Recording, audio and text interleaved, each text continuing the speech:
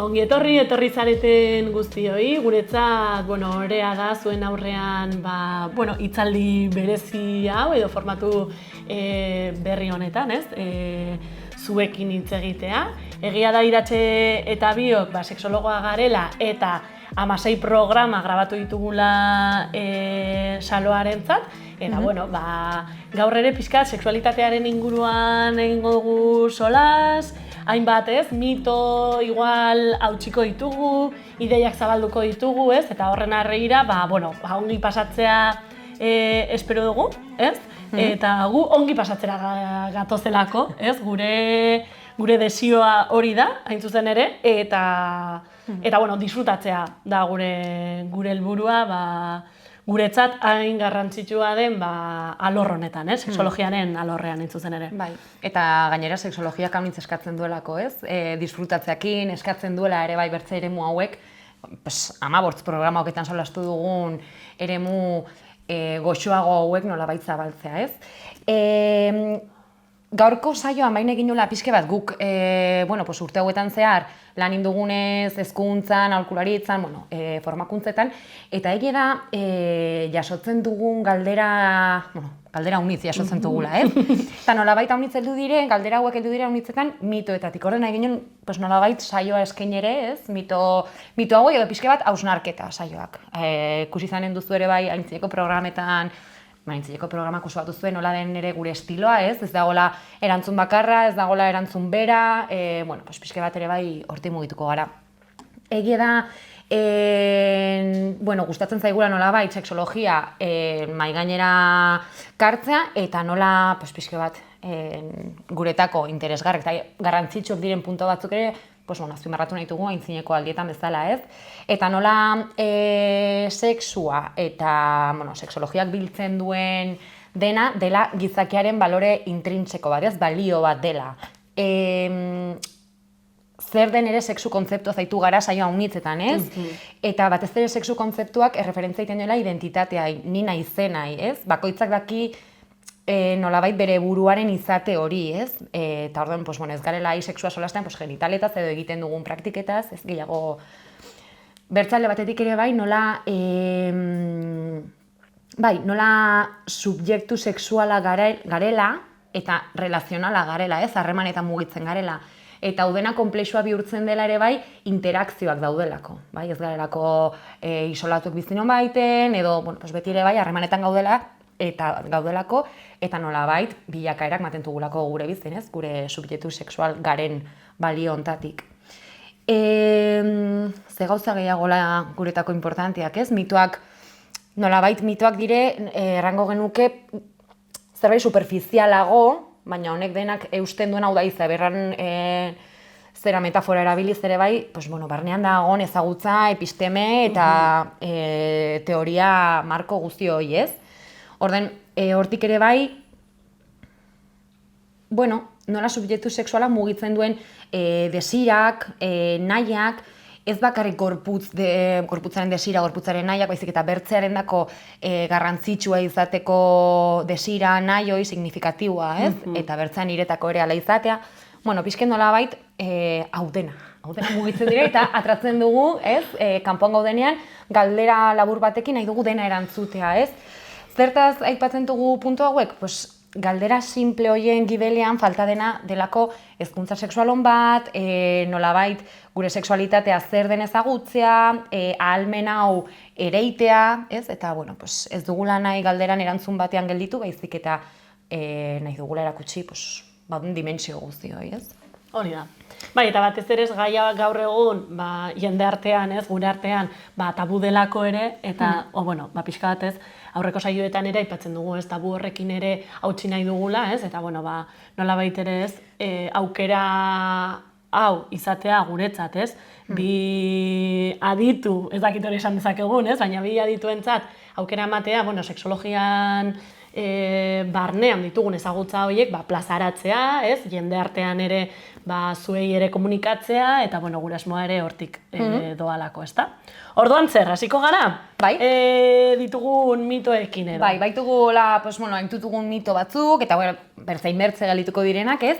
Segurazki, barkatu, segurazki ezagunak egingo zaizkizuenak, Bai. Agian jendartean entzun duzuelako, kalean entzun duzuelako, ez, zuei gertatu zaizuelako, orduan, nolabait ere, hauek aztertu, edo astindu egingo ditugulako, ezta? Nik uste astindu dela, ez? Pixke bat ere bai, hausnartzeko.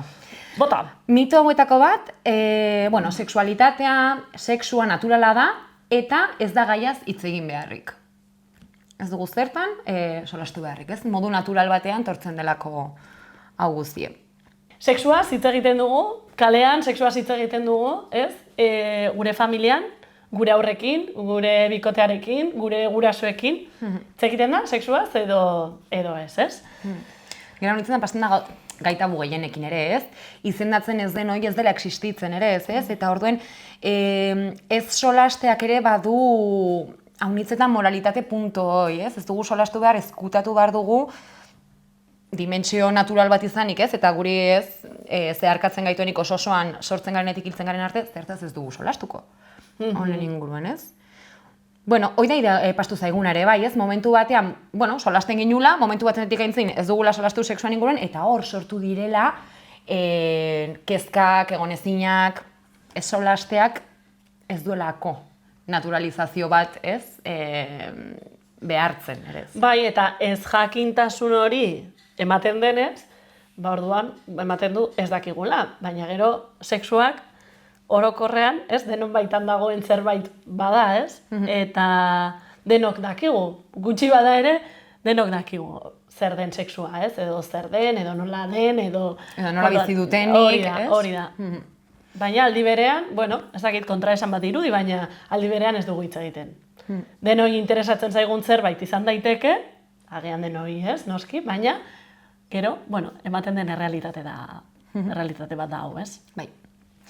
Bertze mitoetako bat, edo, bertze galderetako bat, nola egiten da amodioa? Galdera ona. Sexu hezkuntzan, ez, horrelako hitzaldiak ematen ditugunean, edo gazteekin gaudenean institutoetan, aurrekin eskoletan, edo, gurasoekin ere, ez? Bai. Familien hitzaldietan eta, ez, asko agertzen den galdera da. Ez, batez ere igual nerabezaroan, ez? Igual, eta nola egiten da, ez? Eta zer egin behar da, edo nola egiten da orduan, amodioa, edo zer da amodioa, ez? Galdera ona da, igual, ez? Zer da amodioa eta zer da zuretako amodioa? Zer da bilatzen duguna, ez? Elkartze hauetan, topaketa erotiko hauetan. Kontradizio hau da, zer espero da? Eta igual galdera botatzen denean pixket da hau, ez? Zer espero da egitea amodioa egiten denean, eta zer uste duten nik edo zer behar duten nik, ez? Batzutan gehiago da imposizio edo uste, kanpoko uste bat. Hori da. Hortaz dago galdera, hau nola egiten da? Bai, eta batzuetan agian erreferentziaren bat izan dezakegu, agian pelikuletan ikusi dugulako, agian pornoa ikusi dugulako, agian zer dakit, eszena erotiko bat ikusi dugulako gure, ez, errealitatean, diot pelikuletatik aparte edo, baina gero benetan badakigu, nola egiten den hau? Ez alda, ez, bakoitzarentzat gauza ezberdin bat, ez alda batzuetan espektatibekin lotzen dugun zerbait eta gero... Espero denarekin, zer da, ez, hori. Baina, hurrengoa. Sexua eta maitasuna ezberdindu behar dira. Bai, banandu ezakegu. Sexualitatea eta posible da. Sexualitatea eta maitasuna, batzuen ustez, agian zuen ustez, bai, ala da, ez? Baina beste batzuentzat, ez. Ez. Hemen ere haunitzen ez, sexu hezkuntzan erabiltzen da afektibo-sexuala, eta guk egida sexualitza erabiltzen dugula, ez? Uste dugulako hezkuntza sexual horren barnean bai edo bai afektibotasuna sartzen delako, ez? Guretako nolabait, hau bai da, erantzungo duten zerbait, ez? Guretako baita zerbait beresi ezin dena, eta nik uste dut ere gaudela garai batean beresi duguna honitz, ez? Sexua dela zerbait, bakarrik plazerra, konpromezurik gabe, intimidade gehiagik izan gabeko zerbait, edo ez, baina, honitzetan nola ulertzen da, eta afektibitatea dela, bertze zerbait, intimitate gehiago duena, ez? Nolabait, konpromiso gehiago duena, aldiz, guk biek lotzen dugu, berdin zaigu, bikote harreman luze baten barnean, egun bateko topaketa baten barnean, ez, nolabait biltzen duela, sexuak berak ja eskatzen duelako afektibitate bat egotea, ez, eta konpromiso bat, eta zaintza bat, eta intimitate bat. Bai, izango zen esatea bezala, sexua laztanik gabe existitzen da, niretzat esatea bezala, ea sexua gorputzik gabe existitzen den. Nire ustez erantzuna argia da, ez? Sexua gorputza da, orduan, bueno, ezin ditugu bereiztu, ez? Ba, adibide honekin ere, afektibitatea ere berdina izango litzateke, ez? Eta hausnarketako galderak direla, ez? Bakoitzak, ez? Bere etxean, bueno, beste galdera batzuk erantzungo zazkigutela, ez? Hori da. Eta gehan desados egon zaitezkete, hori da ere gure helburua, ez? Baitare. Ez dugu adostasuna edo desadostasuna bilatzen, baizik eta besterik gabe, esan dugun bezala, ideiak astintzea, ez? Baina, horrengoa. Bertze bat, zein da unerik, garairik, adinik egokiena? Sexurako? Ze uste duzu, Egia da, ez? Ematen du bizigaren testu inguru honetan, ematen du sexualitatea nerabezaroan esnatzen den zerbait dela, eta behin ja guraso izan da edo itzaltzen den zerbait dela. Hola, piztu eta itzali egiten den zerbait dela, baina ez gaude ados, ez da, iratxe. Oso zorrotza gara honetan gainera. Azken finean, jaiotzen garenetik hiltzen garen arte, gure baitan dagoen zerbait delako, eta txikiek, aurrek, adineko pertsonek sexualitatea ere dute, eta edo dugu, hobesan da, ez? Eta gozatzeko ahalmen hori hor dugulako, eta zengo egute hau inoiz kendu, ez da inoiz desagertuko. Da esatea bezala, zentzumenak guztiz, 5 zentzumenak desagertuko direla, berdina, ez? Ez dakit, zentzu. Bertze gauza bat gertatzen zaiguna galdera hauekin, edo mito hauekin dire zenbatekoak eskatzen dutela, ez? Sexologiaren munduan, aipatu dugunangatik, ez? Hasieran ertekin dugunangatik, galderak dire, normala da hau gertatzea, edo hau gertatzen zain normala da, eta bertze galdera mota batzuk izaten dira ere haunitzetan ez denak, baina zenbateko bat eskatzen dutela. Zenbat aldiz, ze tamaina, zenbateko bat eskatzen dutena, eta orduan egia da, ezin garela mugitu zenbatekoen testu inguru batean, sexualitatea solasten ari garenean, bizipenetaz, biografietaz, eta orduan, bueno, pues nolabait, kendu behar dugu idea, antxietatea sortzen du, ez? Galdetzen dugunean zenbat, nahi dugu jakin zenbat. Eta jakin, ja normaltasun hortan sartzen garen edo ez, ez? Hortaz, bi galdera ohiko hauek elkartzen direre, bai. Eta nolabait guk bai nahi dugula, bizipenetara mugitu, harremanetara interakzioetara mugitu, eta ezin dugu kuantifikatu, ez? Nolabait ere. Orden, netako bai dela garrantzitsue erantzun bat ez ematea, sortzen baititu duda, kezka, ezin egon gehiago. Patzen duelako nolabait, adin bat ertzen baldin badugu, patzen du filtro bat, ez? Edo muga bat, eta orduan muga hori baino lehen baldin bada, mugai eta gero baldin bada, karo.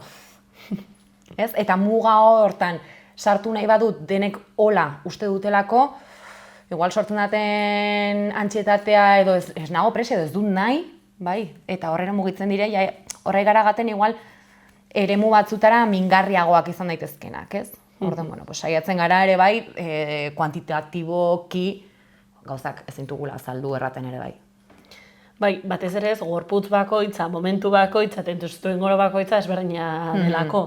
Orduan ezin dugu, sexualitatean eta sexologian inoiz ez dugu orokortasunetik hitz egiten, ez? Gero aztertu behar dinelako, kasuak kasu, ez? Bai. Bertze bat, zein da metodo antikontzeptiborik onena? Antosorgai buruz ari garenean, ez? Seguraski burura etorriko zaigu, kondoia, ez? Preservatiboa, ez? Eta gehan igual da erabilgarriena, edo gehien erabiltzen dena, barkatu. Baina, bai, hala da. Badaude beste asko ere bai, ez? Diua dela, batzuk dira hormonalak, beste batzuk ez dira hormonalak, ez?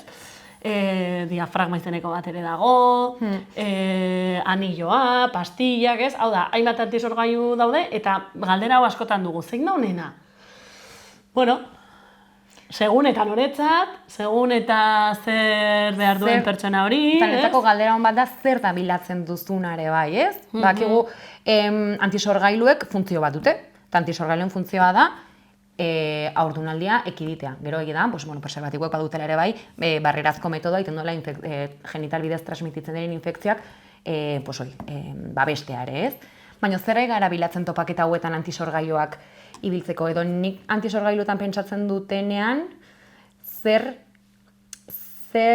nahi dute egin, zein da nire nahia. Pixket ere bai, nola, sexualitatean, sexua, solastean, genitaletara murrizten dugunean eta koitora murrizten dugunean, beldurrak agertzen dira unitzetan, eta orduan egiten duguna oso lastu dugu saio batean, dire, prebentziozko antisorgailuak eta jazta, orduan ja dena ongi. Igual bertze dimentsio batzuk irekitzen aldire, igual, konturatzen algara antikontzeptiboak gauza konkretu bat ekiditeko dela, praktika konkretu batekin gainera, eta igual nik nahi dutena justuki dela bertze guzti hau, ez?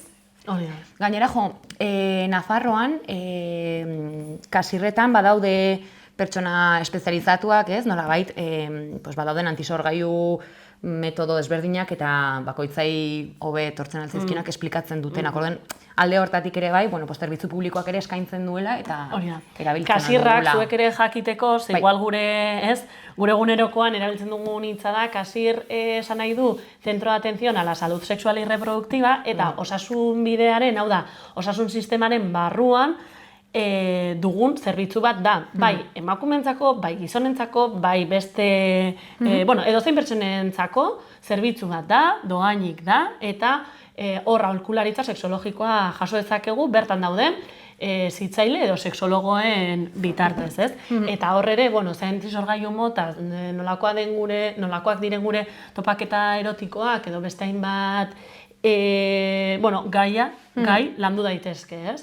Ezagit, medikuaren gana goazenean bezala min bat dugulako edo gaixotasun bat dugulako, beste zerbitzu hau ere osasun bideak eskaintzen du, beste ondoko adibidez probintzietan zerbitzu hau ez dago.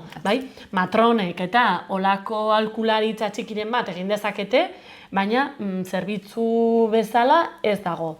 Aipatu behar dut ere, gai atera denez, transbidere izeneko zerbitzua dagoela ere osasun bidearen barnean, familia pertsona transexualei hobesan da, edo transexualitate egoeran dauden pertsonen gurasoentzako ere, arreta ematen dute zerbitzu hauek, eta gero beste bi ere, Nafarroko gobernuak duen Katalingorri elkarteak aurrera eramaten duen zerbitzu bat da Katalingune espazioa, eta bertan ere psikologoak, sexologoak eta daude, arreta hori emateko, eta Iruñeko udalak duen zerbitzua da Arrotu izeneko espazioa, ere aldezarrean kokatzen dena, eta bertan ere, LGTBIQ+ kolektiboari nolabait ere laguntza ematen dion elkarte bat da, edo zerbitzu bat da. Sexu harreman oso batez solasten dugunean, dene badugu ideia bat, dela orokorrean penetraziozko praktika bat, eta gainera orgasmoa sartu behar dela bitarteko, ez? Orduan hor iruditzen zaigu, orduan bai, dela topaketa erotiko edo sexu harreman oso bat. Beti bezala, ez? Horrei garela apatzen da patroi bat, guk ez dugu solasten hainbertze edo penetrazioaz edo praktika konkretuez edo orgasmoaz, bertzenaz ez ginen sexologo izango, orgasmologo izango ginen, ez? Edo bertze zerbait, baina hau da uste bat, ez? Eta hoi ez baldin bada pasten, ja berriz heldu zaizki galderak normala da, niri ez zaite hau pasten, nik ez dut izan inoiz harreman sexual oso bat, normala da? Harreman sexual oso bat zer da bakoitzaren dako egiazki, ez? Aigara solasean orgasmoaz, aigara solasean satisfazioaz, aigara solasean desiraz, plazerraz, intimitateaz, dena, ez? Batez ere ez, eske oso raro iruditzen zaite hau galdetzea, ez? Baina bada, ez? Eta zer da osoa, ez? Ni emakume osoa naiz? Ez dakit, ez? Harreman sexual osoa, betea, ez dakit. Batez ere batzuetan agian nire galdera ere da, ea niretza satisfagarria den egoera hau, edo gertakizun hau, edo praktika hau, edo ez. Eta batez ere nola gelditzen naizen ni honen ondoren, ez? Gustora naiz pertsona horrekin edo agian bakarrik nago eta gustora nago ere bai, edo ez, hau da, ze hausnarketa edo ze iritzi edo ze ondorio, etortzen zaizkidan gero burura, behin egoera hori pasatuta, ez? Eta ze desira, ez? Batzutan, praktika honekin hor gelitzen naiz, baina gogoa dut bertze eremu batzuk esploratzeko, ez? Edo bertze bide batzuk irekitzeko. Orduan, berdin osoak izan daitezkelako zuretako, ez? Batez ere solasten dugunean, eta aipatu dugu, delako atratzen zait betegarri, ez? Baina, satisfakzio ikartzen dutenak, ez? Bai. Ongizate hori, nolabait. Hori da. Bai.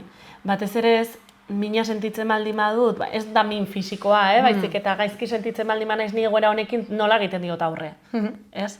Zeintzuk dira nire topaketa erotiko honen espektatibak ere bai, batzuetan espektatiba horiek betetzen ez direnean, orduan da mingarria denean ere bai, ez? Edo betetzen direnean, baina hala ez dagoenean satisfakzioik, hau gertatzen dela unitzetan, hor ikusten dugu berriz ere deskuadre bat, ez? Berriz ere, pastu behar dena, baina ez nago konten, ez nago ongi, ez nago gustora. Bai, eta hau igual metafora batekin ere azaldu ezakegun zerbait da, ez?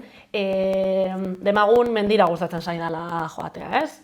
Kasu honetan gainera gu landaren mukoa gara biak, eta bueno, reala da, ez? Mendia gustatzen zaigula. Eta mendira goazenean zer da gure helburua? Tontorra igotzea? Ez? Saioa mendia igoko dut eta tontorrean, zerrakit, bokadillo bat jango dut, hori da nire helburua? Bueno, hori nire helburua baldin bada zoragarri, baina ez alda politagoa ere, eta, ez, agian atseginagoa ere, ibilbidean, barna, topatzen ditudan, ezakit, lore, animaliak, ezakit, gertatzen zaidan hori bideo horretaz, ez, edo prozesu horretaz ere gozatzea, ere polita izan daiteke. Bai. Hau da, batzuk nahiago dute, agian mendia eta tontorra igotzea eta hanbokadia jatea, eta beste batzuen kasuan, agian da prozesuaz gozatzea, eta tontorra ez aile batera interesatzen, ez? Orduan, bueno, edo batzuetan gustatzen zain tontorrak igontzea, edo beste batzuetan prozesuaz gozatzea, ez? Gure, sexologo aditu bezala gure aholkua ez dagoela aholkurik, ez? Esango genuke, ez? Egoera batzuetan hau gertatuko zaigu, eta beste egoera batzuetan beste hau gertatuko zaigu, ez? Venga, hurrengoa. Bai, hau da igual egoera bat, hau izango duzu ere bai kanpoan, ez? Baina, pertsona bat, ez? Edo bizitza guztien heterosexuala naiz, heterosexuala izan naiz, baina nire kasua adibide bezala, ez? Batuko dut orain adibidean dako. Baina emakume batekin enroiatu naiz gaur. Lesbiana naiz?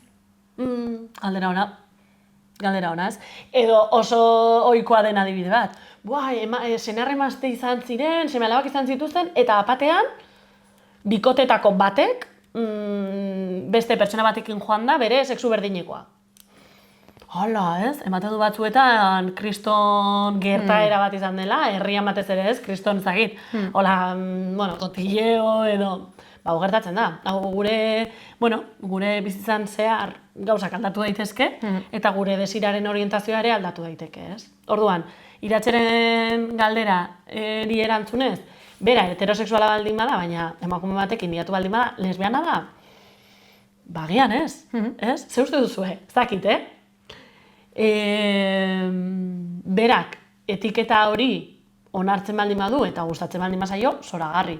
Baina horrek ez du egiten, gertaera konkretu batengatik ez du lesbiana egiten, ez? Orduan, agian mantzuentzat bai noski, baina, hortik baldin badator, emakume batekin liatzen naizela, eta mendik aurrera agian emakume gehiagorekin liatzen naizela, agian nahi dut etiketa bezala hori hartu, baina etiketak bai, beti on egiten baldin badidate. Etiketek gaizki egiten baldin badidate, hobe, kentzea, zertarako behar ditugu, ez, bestela. Bai, eta hemen ere bai batzutan pasten da antzeko egoerekin frogatu bar dela, ez? Berez ere emakume bezala patuko duten adibidea.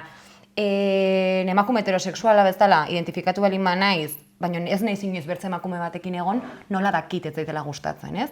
Eta gora unitzetan, erten dugun galdera bat da, nola dakizutzaizula gustatzen gizona izan eta bertze gizon batekin da erakartzen ez nahuelako, baina ez bakarrik pertsonak baizik eta ideiak ez nahuelako erakartzen.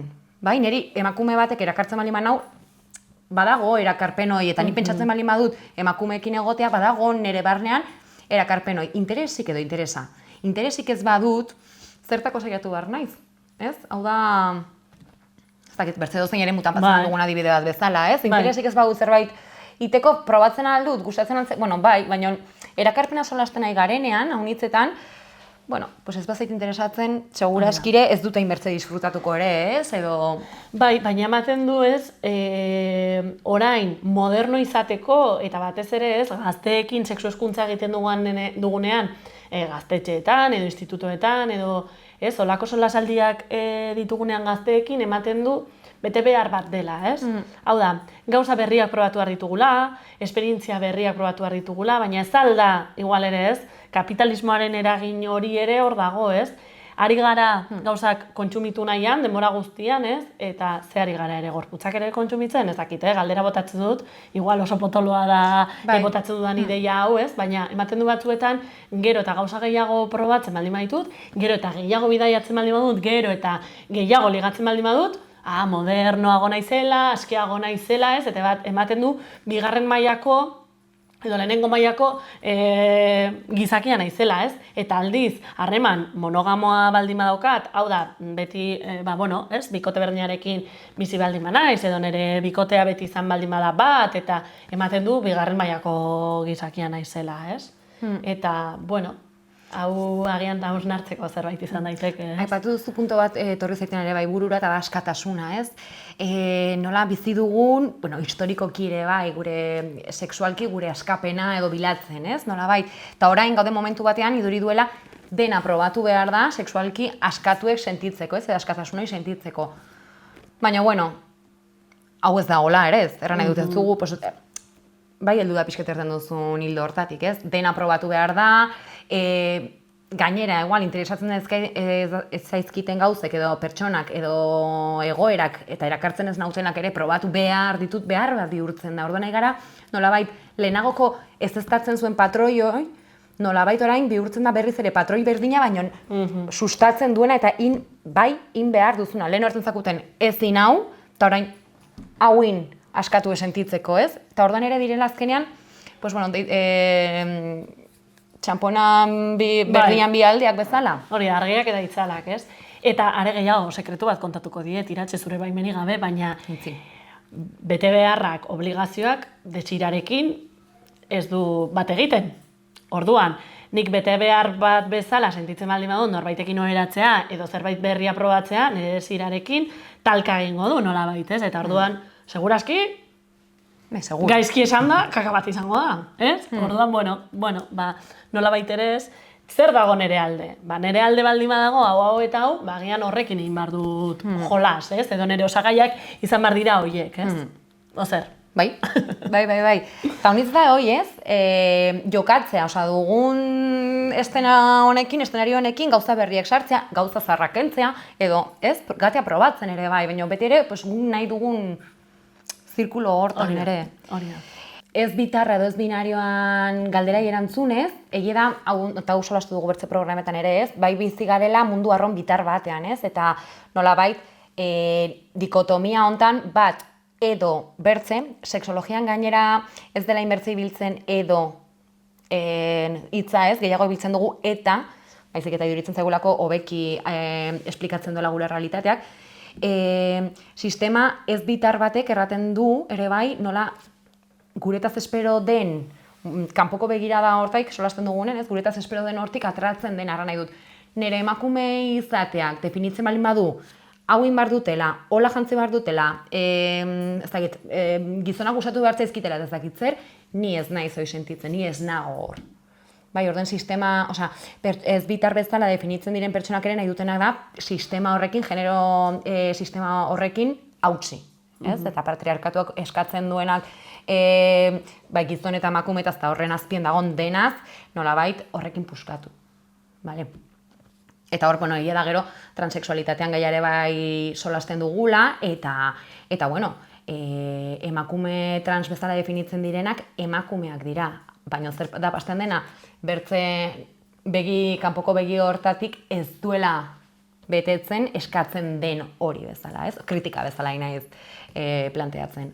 Orde, bueno, ez bitar bezala definitzen diren pertsonak pixket sakonki solasten alko genuke, baina heldu dire hildo hortatik, ez? Espero den horrekin puskatzeakin, ez? Kate hoiekin nolabait haustea edo puskatzeakin. Eta are gehiago gehituko dut ez bitar diren pertsonei agian ere galdetu behar zaie, nola sentitzen diren, nola ulertzen duten ez bitar hori izatea, ez? Claro, ez dela berdina denendako, claro. Ez delako berdina denendako, eta batzuek erantzungo dute modu batean, edo definituko dute modu batean, eta ez datuek beste modu batean, ez? Orduan, orokortasun hori edo definizio orokor bat eman daiteke, ez? Sexologiak nola ulertzen duen, baina gero, bueno, agian norbanakoari galdetzea ere komeni da.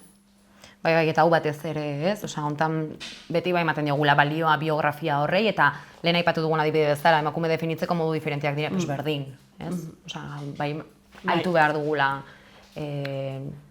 norden bakoitza, ez? Nola definitzen den, eta prest egon ere bai, ez? Aitzeko, ulertzeko, gauza berriek, gure konexio neuronaletan ere bai berritzeko. Bai, batez ere ez daudelako ez? Txuriak eta beltzak agian eskala gris batean bizi garelako denok, ez? Baita. Bertze bat eta hau, hau nitz aitu dugu. Kondoiarekin ez da berdin sentitzen. Kondoiarekin ez dela berdin sentitzen dio Iratxek. Asko entzuten dugu, hau. Ala ba? Ez da ala? Zer dugu esateko? Bueno, nik uste dute hau unitzaitu dugun zerbait dela, baina unitzetan dago ideia eske mozten du, ez? Osea, eske egoera mozten du. Ja. Bai. Baina hau zer da? Zertan nahi gara, ez? Ez ote dire bertze gauzak pasten ere bai mozten dutenak topaketa erotiko bat. Demagunari garela topaketa erotiko batean, eta batek ez, atxiz, horrek ez du mozten, edo zer dakit, pisagurea dudala, edo buzker bat botatu dudala, ez dakit, osea, ohikoak diren gauzak ere, edo telefonoa jotzen duela, edo ez dakit, norbait sartzen dela nere gelan, edo ez dakit, beste hainbat faktor egon daitezke ere, topaketa erotiko batean, gure, rollito hau mozten duena, baina ez alda igual gure mekanismo falta kondoia ere, ez? Edo kondoia erabiltzen baldin badugu gure jolasaren parte sartzea. Ez dakit hori da. Ez dakit hori izan dudan esaldia, baina ez dakit ulertu den. Da, nolabait ere dugun tresna hau, ez?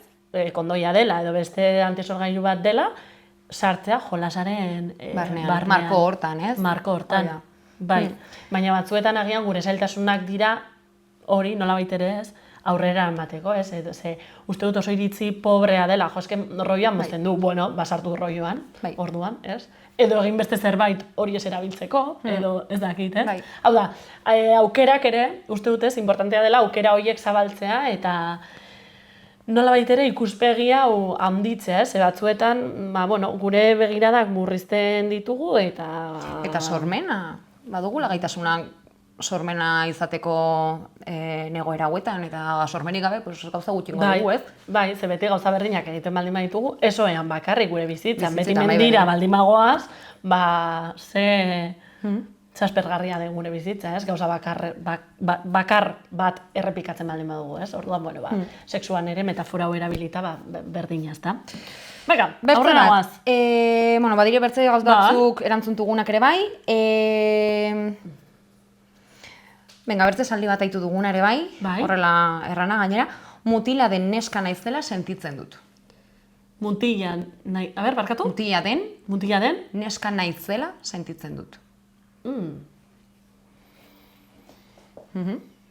Galdera ona, hemen dago ere bai, zerk erraten digun norbait emakumea edo gizona dela, ez? Kanpoko begiradatik ere solasten nahi garela, osea... Hemen badago... sartzen dira gauza ezberdinak, sartzen dira imposizio morala, kulturalak, patriarkatuak, ez? Zer espero den emakume bat dela, eta nolako izan behar den emakume bat, baina hemen esaldi honetan da neska naizela, izatea solasten du, sexua solasten du, ez? Identitateaz. Baina, egia da, segurazki ere, esaldi honea hau erranduen pertsonak, ez da, kanpoko begiradatik ez da izan bera dena ikusia, ez? Orden bertzen galdera da, zerk egiten du norbait emakume izatea, ez? Adibide bezala. Edo ze emakume naiz. Ezaugarriak dira emakumearenak eta gizonenak, ezaugarriak dira, ez? Ez ezaugarri fisikoak bakarrik, emozionalak, psikikoak, biografikoak, jarrera, zer dakit, ogibidea, ez? Oso esan nahi dut, ez? Gure egunerokoan egiten ditugun gauzak, ez? Multzo hori da emakume eta gizon izatea, ez? Eta ez dagoela modu bakarra hau izateko, imposiblea dela. Denak bakarrak eta errepika ezina gara, eta denok ditugu ezaugarri maskulinoak eta femeninoak, ez? Ni zergatik naizen emakume? Nola dakigu ni emakume naizela, gizona naizela? Nere ustez, lehenik eta behin da, ni sentitzen naizelako emakume, ez? Eta ni naizelako, nik badakit neska naizela, badakit emakumea naizela, ez? Zer gertatzen da, batzuetan, kanpoko irakurketa, dudan gorputzarengatik, dudan izaerarengatik, agian beste irakurketa bat egin didate. Nire agian zuzenean ez, baina gorputz bat, erdi gizon, erdi emakume denean, edo tarteko zerbait denean, edo ez normatiboa denean, kanpotik irakurketa hori igual ez da hain erraza, begibistan ez da hain erraza, eta orduan gure burmuinak nolabait ere kortozirkuito bat egiten du, eta ez daki detektatzen emakume gizon.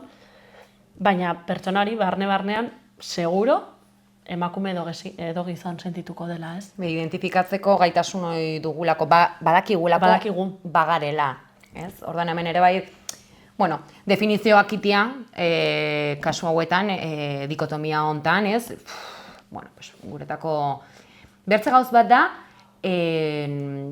genero estereotipoak edo kulturalki ditugun, ez? Erraten digutenak emakumeak egin behar du hau, izan barra daula, hoi badakigu, ez, hoi da gehiago, kanpotik eluzegu mezu, baina gero barnean ezin dugu definizio berdina. Itxasotanik, momentu honetan, biek emakume bezala badakigu emakume garela, baina gure definizioak ez dira igualak izanen, ez? Zuek bestela nola dakizu emakume edo gizon zaretela? Nola dakizu emakumea zarela? Nola dakizu gizon zarela? Zure bizitzan zehar, gainera, nire kasuan patuko dut emakume bezala, gauza ezberdinek inaute, ez? Nik hain ez pentsatzen holan nire bizitzako lerro batean. Gauza ezberdinek inaute identifikatzean ni naizen emakume bezala, ez? Eta nola hoi hasieratik orain arte ganden aldatzen, ere bai, eta ganen den aldatzen. Osa, lehen baliozaten definizio batek, orain gehitu zazki bertze gauz batzuk, edo ez, edo kendutut batzu sartu ditut berriek, ez? Ni identifikatzen naizen, modu hortan, ez? Naizen emakumea momentu hontan. Hori da. Eta burura etortzen zait, ez, igual zuen artean batek galdetuko ja eta orduan, transexualitatea, ez, egoeran dagoen norbait, edo transexualitatearen norbait, nola dago, ez? Hain zuzen ere, batzuetan, barne-barnean sentitzen dutelako gizon edo emakume direla, baina kanpotik beste zerbait irakurri dezakegu, ez? Gorputza, izaera, janzkera, dena delakoa, ez? Baina agian aldaketa ez du berak egin behar, baizik eta kanpoko begiradek egin behar dugu aldaketa, ez? Emagun zu esaten didazula gizona naiz, eta nik esan nuke, nik emakume bezala irakurtzen zaitut. Igual ez dizut esaten, ez? Baina nolabait ere, nire begirada da agian aldatu behar duena, ez? Zuk esaten baldin badidazu mutila zarela. Baina batzuetan, hau kostatzen den zerbait da, ez? Eta mutil izateko edo neska izateko batzuetan, ez? Ez gara hormonatu behar, ez dugu arropa aldatu behar, ez dakit, barne-barnean sentitzen dugun zerbait delako, eta batzuetan, kanpotik dagoen hori beste zerbait delako, ez? Jakinik, kanpotik dagoen presioa haundie dela, zaila dela, ez? Baina igual, kanpotiko ideia hauek sustatzen dugunak ere bai, nolabait, pixke bat gure burue rebisatzeko, ez? Nolabait. Ados. Bai, hemen ere desberdintzeko emakumea femeninoa, gizona maskulinoa, ez dire bi kontzeptu, baizik eta lau kontzeptu dira. Hori da, ez dira bi multzo, ez? Ez da emakume femeninoa eta gizon maskulinoa ez dira bi multzo, baizik eta direla lau kontzeptu iratzek esan duen bezala, ez? Alde batetik emakume, gizon, femenino eta maskulino, ez? Eta nolabait ere, garen emakume horretan, edo garen gizon horretan, ezaugarri maskulinoak eta femeninoak ditugu, denok. 100% emakume ez delako existitzen, eta 100% gizon existitzen ez delako, ez? eskerrak horregatik anitza gara eta horregatik gure, ez? Gure, jendarteare plurala da, eta ez dakit nola esan, ez? Eta dimentsuak, femeninoa eta maskulinoak zeharkatzen gaituzten dimentsuak dire, baina alor guztietan. Garra nahi dut, fisikoki, desiretan, erakarpenetan, berdin zait, nire bertze izaeran, erremantzeko moduen, ez? Eta nola eman den, eta hori ezin dugu nolabait eskutatu, errealitate bat delako, nola eman den ezaugarri, eremu diferentetako ezaugarri maskulinoen, nola erran, valorazio positibo bat, eta ezaugarri femeninoen valorazio negatibo bat, ez? Eta nola igual orain gure lana den ezaugarri femenino hauek ere bai baloratzea, ez? Balioan patzea. Denenak direlako, bai ezaugarri maskulino eta femeninoak denei zeharkartzen gaituztelako, portzentai desberdinetan, eremu desberdinetan, baina denei ez, da nolabait, nola gutxieste femeninoaren gutxieste hau, nola patzen aldugun ere bai balioan, ez? Hori da. Desoreka hori ez, bikaina salduzun bezala ez, desoreka hori nolabait ere orekatzeko nahian edo, ez? Hortan, gabiltza. Eta hau horra nahi dut, hausnarketa unitz behar duen gaia da, galdera unitz, eta baina, pixke bat ere bai, nola gureak diren ezaugarriak guretako hartu gula, eta baren balioa eman ere bai, ez? Venga, beste bi, holako zerbait? Bai. Zenbat genituen? Baitugu oinik, Bale. Venga, bota. Sexuak espontaneoa izan behar du. Ontaz ere solastu gara nik uste dut programa batzuetan. Bai, ez, batez ere familia, ez, landu genuen programaren batean hitz egiten genuen honi buruz, ez. Sexua espontaneo izan daiteke, baina batzuetan bilatu ere bai, ez? Solasten ginen, ez, sorpresa faktorea. Jendeak hartzen du, ez bali bada sorpresa ja neri... Lehen solasten ginen preservatiboak inbezala da, jokuak bihurtzea, ez? Nolabait jokuen parte egitea, eta haunitzetan ez da espontaneo izango.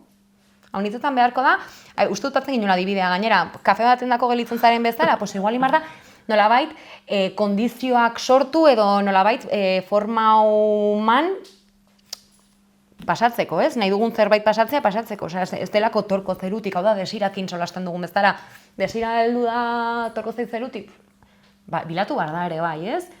Orden faktor sorpresa hauek arrasongi pasten direnean, ez? Eta ez daudenean, bilatuek izan daitezela. Bai, ze bestela arriskua izan daiteke, intzuzen ere, momentu hoiek gabe gelditzea, ez? Demagun, adibidea jarriko dut, ez dakit, bikote gara, iratxeta biok, eta bakoitza bere lana dauka, eta iristen gara etxeran ekatuta, eta orduan, ez?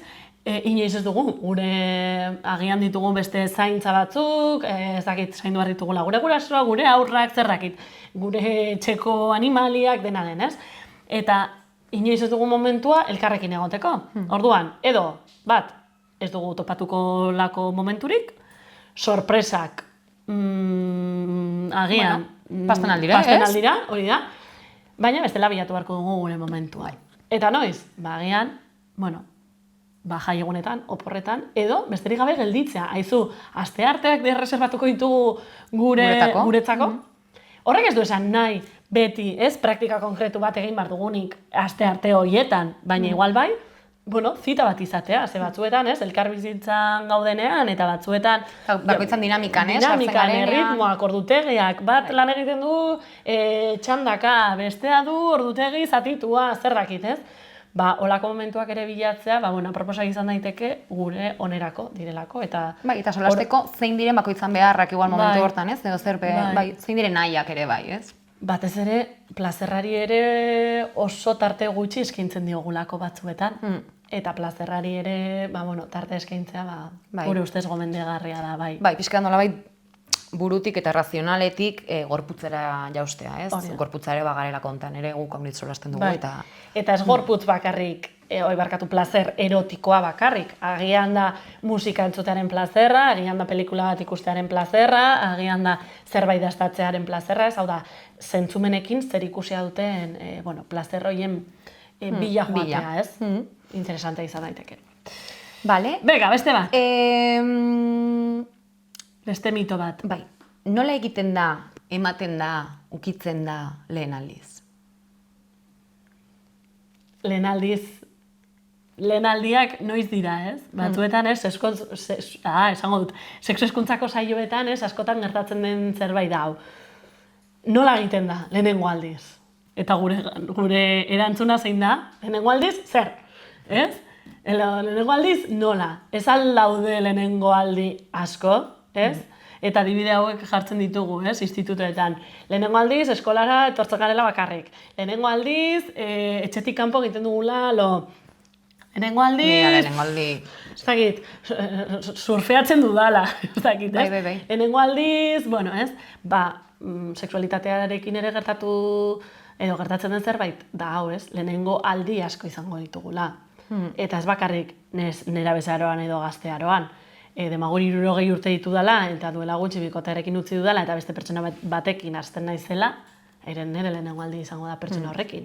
Edo nire lehenengo paseoa pertsona horrekin, lehenengo musua pertsona horrekin, ez? Etengabeko lehenaldiek daudelako, ez?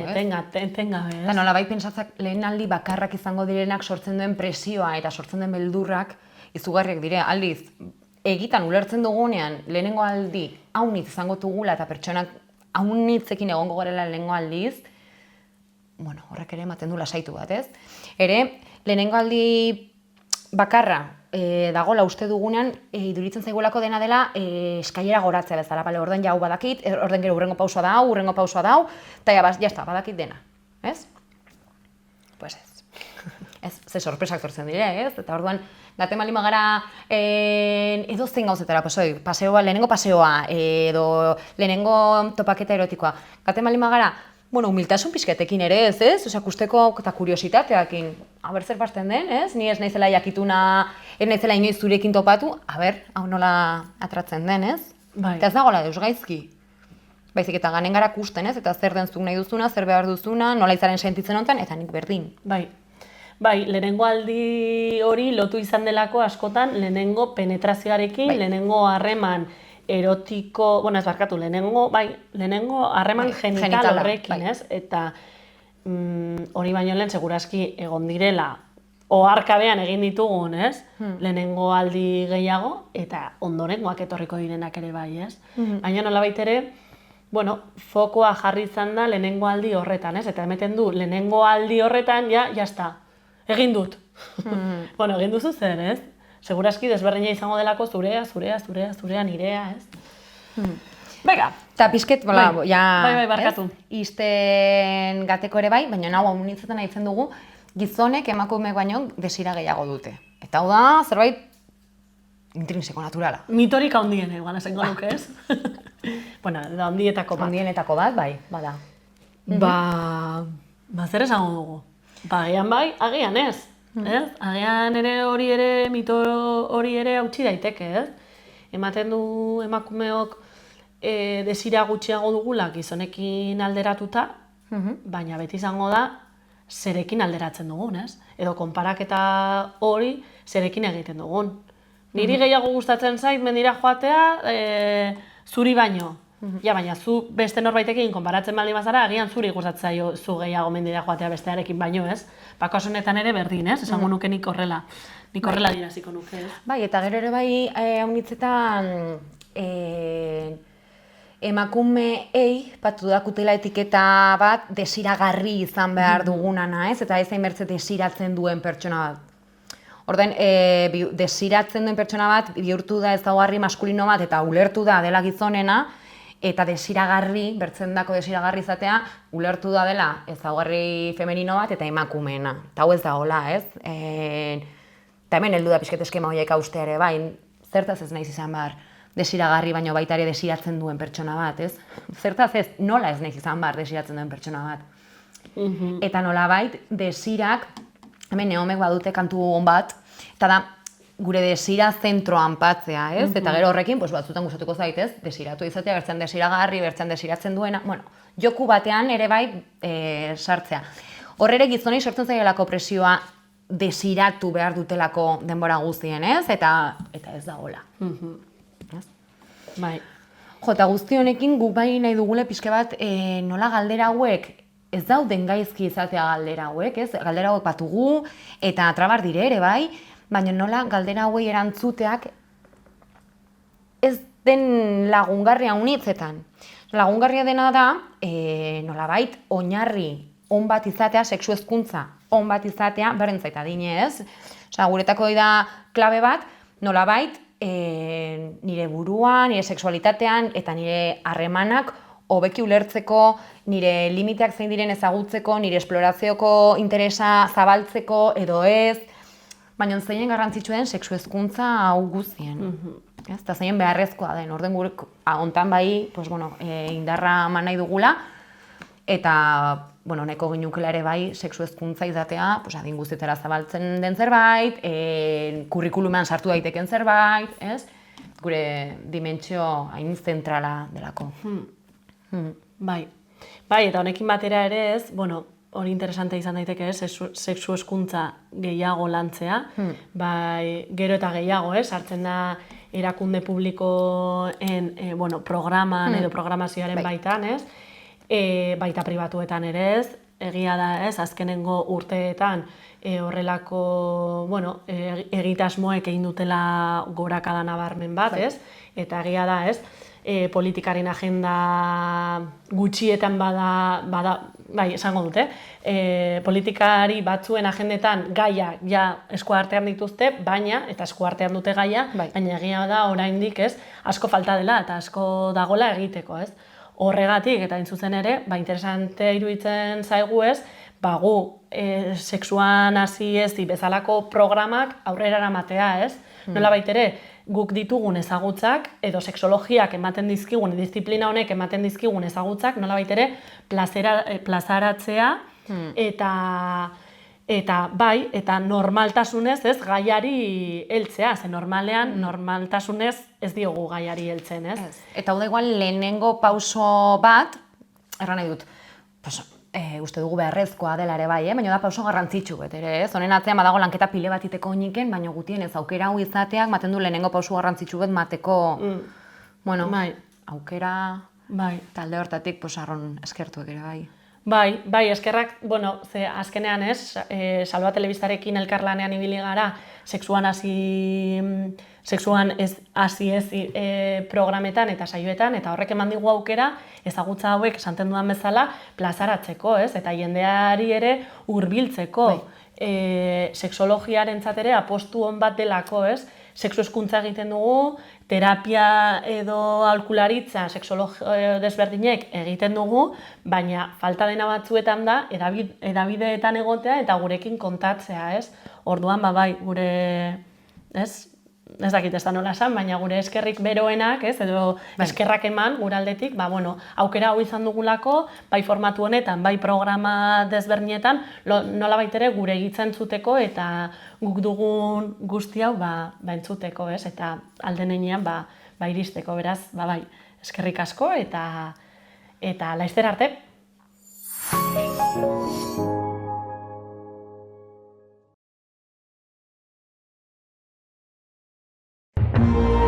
Gobierno de Navarra. Nafarroako gobernua.